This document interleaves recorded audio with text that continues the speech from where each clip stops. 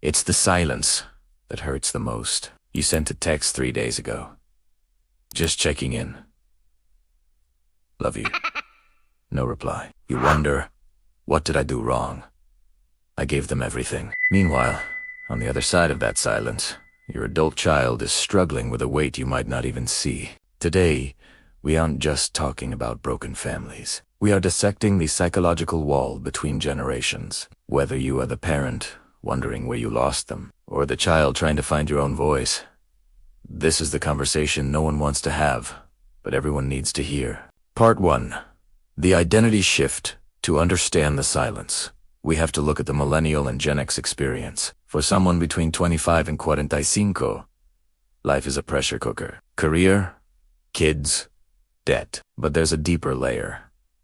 The struggle for Many adult children pull away not because they hate their parents, but because they don't know how to be an adult around them. When you offer unsolicited advice, even with Lao, their brain processes it as a threat to their autonomy. Ask yourself, are you treating your 35-year-old daughter like the CEO she is at work, or like the 10-year-old who couldn't find her shoes? If it's the latter, the silence is her only way to say, I need to grow up, and I can't do it while you're holding the map.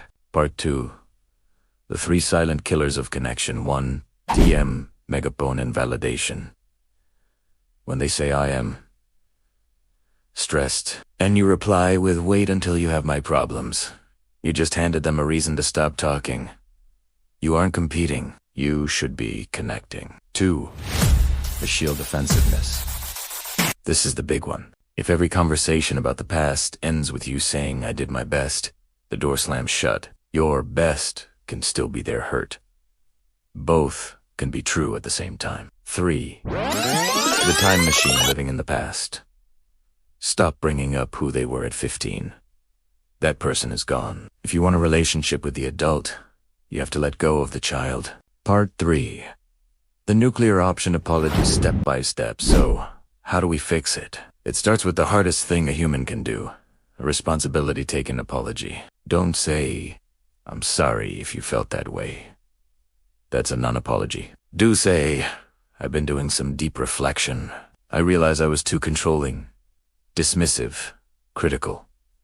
I am sorry for the pain my actions caused you. No excuses. This isn't about losing the parent-child power struggle. It's about winning the human-to-human connection. Send it via text. Give them space to process. No strings attached. You are planting a seed, not demanding a harvest. Part 4. Rebuilding on neutral ground once the ice breaks. Don't rush into a big family dinner. That's too much pressure. The 15-minute rule. Start with short, low-stakes interactions. A text about a shared hobby. A 10-minute call. Listen to understand, not to reply. When they talk, your job is to be a vault. No judgment. No, I told you so. Respect the boundary. If they say I do not want to talk about my job, don't ask about it. Every time you respect a boundary, you're depositing trust into a bank account that's been empty for years. The outro and call to action. Rebuilding takes time. There will be setbacks, but remember, you aren't trying to get back to how things were. You are building something new and often, something much more beautiful.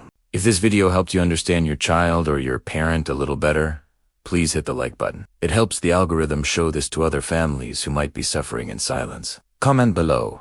What is one thing you wish your parents or children understood about you? I read every single one. I'm Think Twist, and I'll see you in the next one. Take care of your heart.